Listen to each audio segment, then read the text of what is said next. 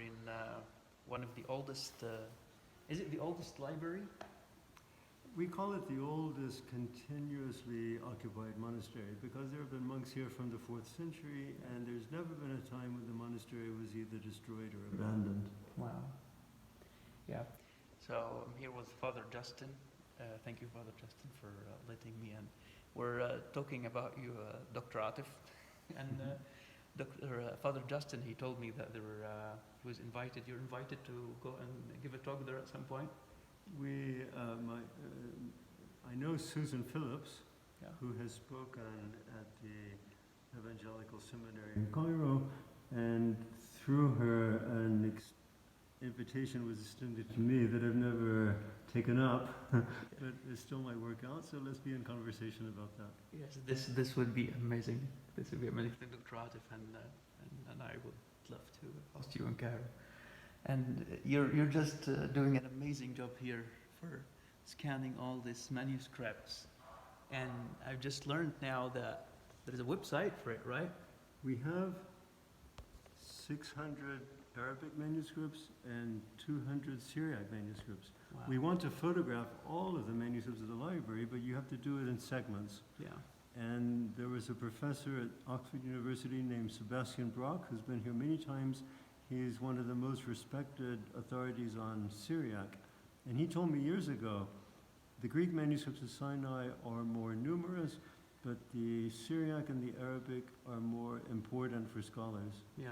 And I know today there's been a recent meeting at Dumbarton Oaks, the Harvard Research Center for Byzantine Studies, and the point of the meeting was scholars cannot do justice to Byzantine history only taking the Greek and Latin into account.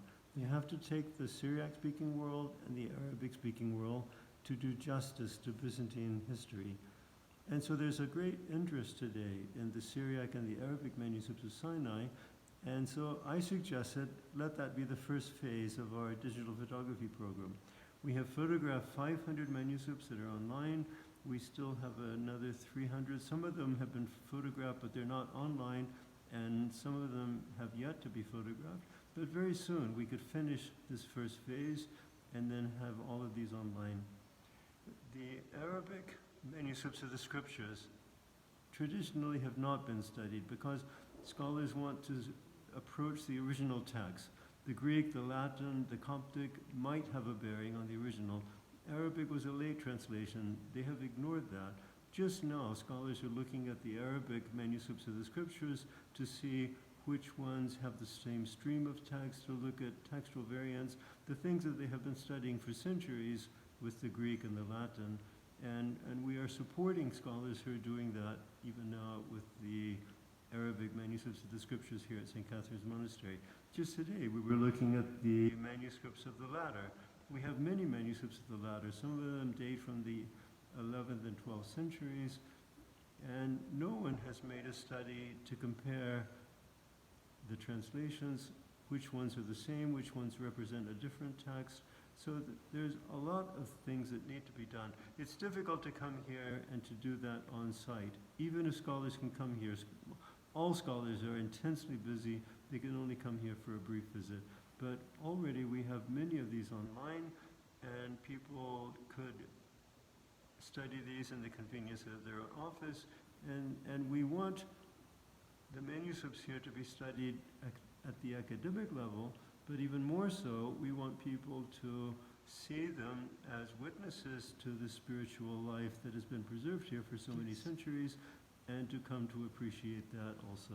Yes, I agree. I came here this time especially to ask Father Justin about the manuscript of a book, The Ladder to the Sky, that I've seen.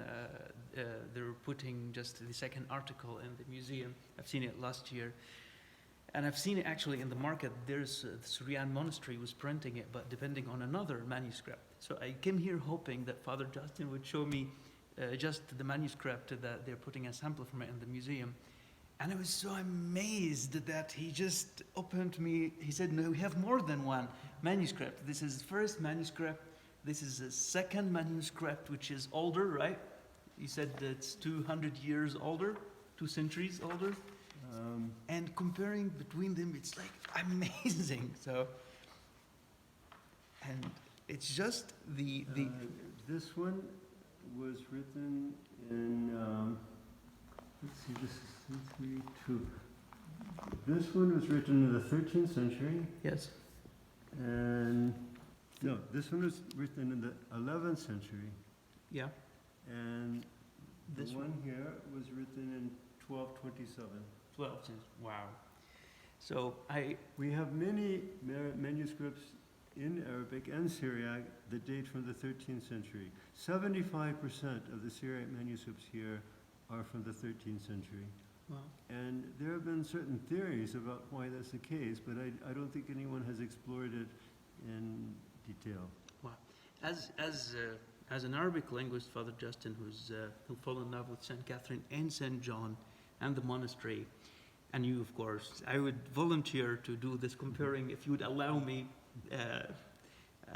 And you give me access to. You already give me access to the website. So And since you're a teacher, you can make that an assignment for students. yes, I already do some of these things, by the way. All professors turn students into research assistants. Yes, yeah. Which helps, right? Yeah. So, and I think also, Father Justin, that if there is kind of cooperation between Syrian monastery, which is doing an amazing job, and by Saint Catherine Monastery, who has these amazing manuscripts, if there is some kind of cooperation between these two monasteries, there would be an amazing production to the public audience, don't you think? Well, now that they're online, the monks at the Suryani Monastery could study our manuscripts and see how they compare to theirs.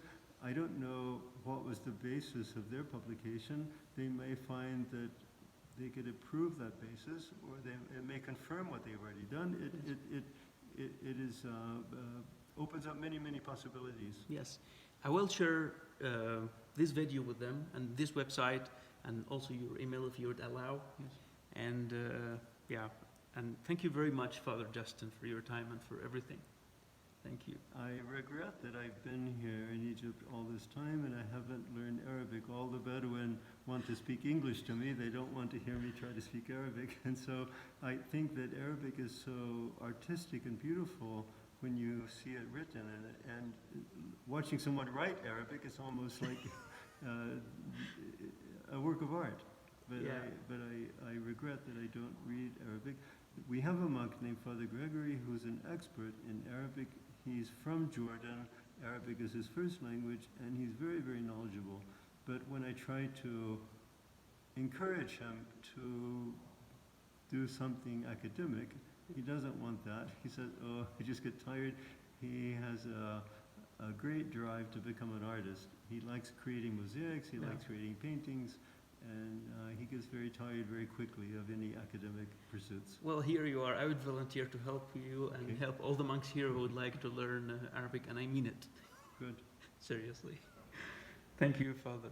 And with online resources, this becomes easy. You don't have to Yeah. come here in person. Yes.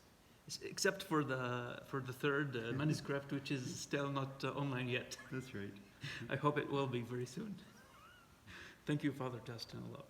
Thank you.